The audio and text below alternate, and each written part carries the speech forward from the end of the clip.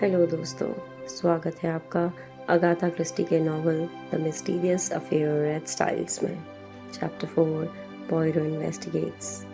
पिछले चैप्टर में हमने देखा था कि मिसेस एमिली एंगलथॉर्प की मौत ने पूरे स्टाइल्स कोर्ट को हिला के रख दिया था। सब लोग इसे नेचुरल डेथ समझ रहे थे, लेकिन डॉक्टर बॉस्टीन ने पॉइजन का शक जताया और अब एक ऐसा डिटेक्टिव एंट्री लेने वाला है जो दुनिया के सबसे छोटे से छोटे क्लू को भी नज़रअंदाज नहीं करता।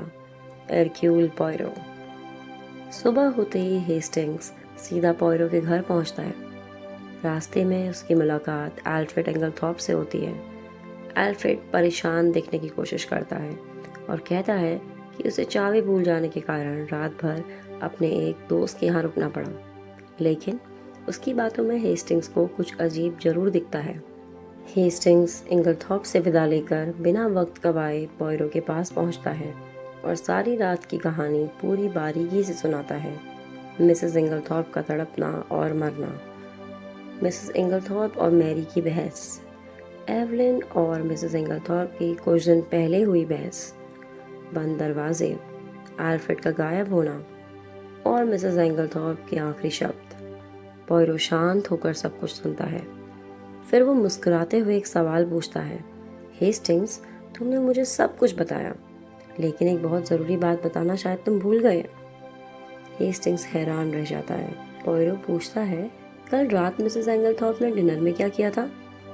हेस्टिंग्स को ये सवाल बहुत बेकार लगता है, लेकिन पॉयरो के लिए हर छोटी बात एक क्लू होती है।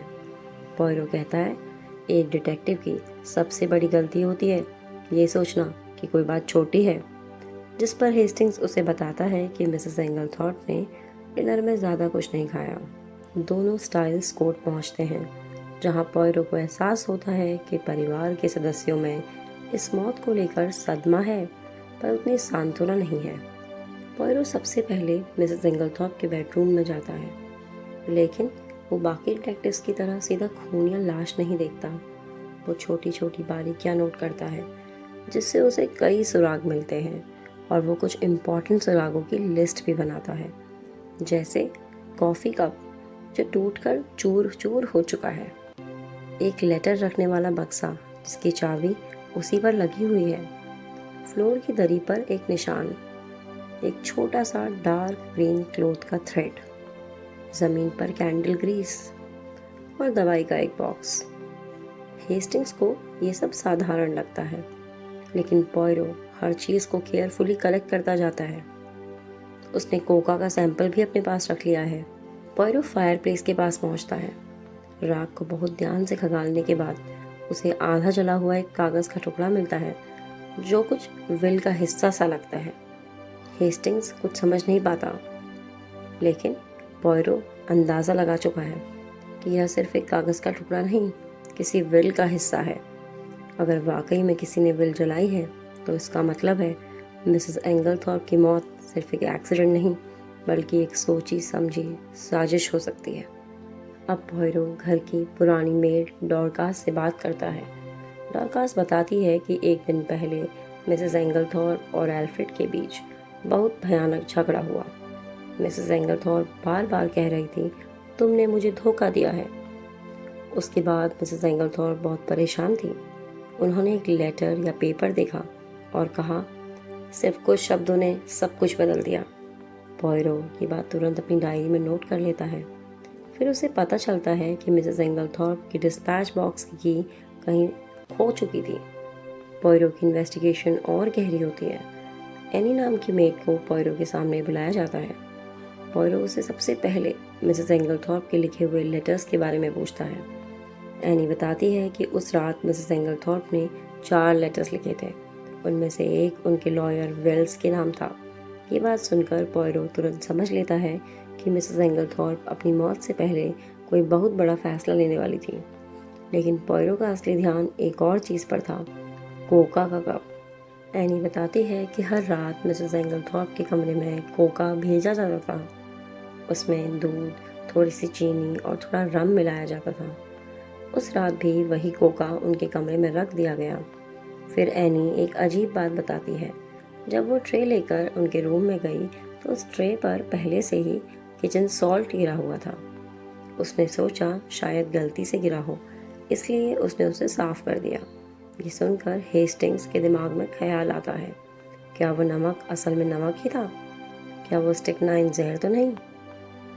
पॉयरो एक और अजीब सवाल पूछता है, क्या मिसेस सिंगलथॉर्प के पास कोई ग्रीन ड्रेस थी? एनी मना कर देती है। घर में किसी और के पास भी ग्रीन ड्रेस नहीं थी, यानी जो ग्रीन थ्रेड पॉयरो को कमरे में मिला था वो किसका था? एक और नया सवाल, और कोई जवाब नहीं। एनी के जाने के बाद हेस्टिंग्स खुशी से उछल पड़ता है। अब समझ गया, जहर कॉफ़ी में नहीं कोका में था। उसे लगता है वो ट्रे पर गिरा हुआ नमक ही स्टिकनाइन था और केस सॉल्व हो चुका है। लेकिन पॉयरो शांत है। वो कहते हैं, हो सकता है ट्रे पर नमक ही हो। हेस्टिंग्स हैरान रह जाता है। उसे लगता है कि पॉयरो इस बार गलत सोच रहा है। लेकिन पॉयरो बिना किसी जल्दबाजी के हर पॉसिबिलिटी को जिंदा रखता है। अब पॉयरो एल्फ्रेड इंगलथॉर्प के स्टडी टेबल के पास पहुंचता है। वहाँ एक लॉक डेस्क है। पॉयरो अपनी चतुराई से उसे खोलता है। डेस्क के अंदर सब कुछ बहुत ही सफाई और तहजीब से रखा हुआ है। पॉयरो बस एक बात कहता है, ये आदमी बहुत मैथमेटिकल है, यानी हर काम बहुत सोच समझ कर करता है। लेकिन डेस्क में कोई ऐसा सबूत नहीं मिलता जो सीधे उसे कातिल साबित कर दे। जाते जाते पॉयरो अपनी जेब से एक पुराना मुरझाया हुआ एनवेलप निकालता है। उस एनवेलप पर कुछ अजीब शब्द लिखे हुए हैं, जैसे आई एम पजेस्ड। ये लिखा हुआ किसी प्रैक्टिस जैसा लगता है, जैसे कोई बार बार एक ही हैंडराइटिंग लिखने की कोशिश कर रहा हो या किसी और की हैंडराइटिंग की नकल कर रहा हो। पॉयरो उस एनवेलप को बहुत संभाल कर रख लेते हैं। अब साफ था, केस सिर्फ जहर का नहीं, फॉर्जरी, विल और आइडेंटिटी का भी हो सकता है। इस हिस्से में अगाथा क्रिस्टी हमें दिखाती है कि असली डिटेक्टिव वो नहीं जो जल्दी से किसी को कातिल मान ले, बल्कि असली डिटेक्टिव वो होता है जो हर क्लू को अलग अलग नज़रिए से देखता है। मेरे हिसाब से यह अध्याय पूरी किताब की जांच का आधार तैयार करता है। यहाँ अगाथा हमें यह नहीं बताती कि अपराधी कौन है, बल्कि हमें यह सिखाती है कि एक अच्छा जासूस कैसे सोचता है। मुझे सबसे ज़्यादा पॉयरो का धैर्य पसंद आया। वह किसी की बात पर आंख बंद करके विश्वास नहीं करता। वह हर बयान की तुलना दूसरे बयानों से करता है और फिर धीरे धीरे सच के करीब पहुंचता है। यही वजह है कि यह अध्याय भले ही एक्शन से ना भरा हो, लेकिन मानसिक रोमांच से भरपूर है। पढ़ते समय ऐसा लगता है कि हर नया सुराग हमें सच के करीब ले जाएगा, लेकिन अगाथा अगले ही पल हमें फिर उलझा देती हैं। मेरी रेटिंग होगी इसके लिए 10 में से 9.5।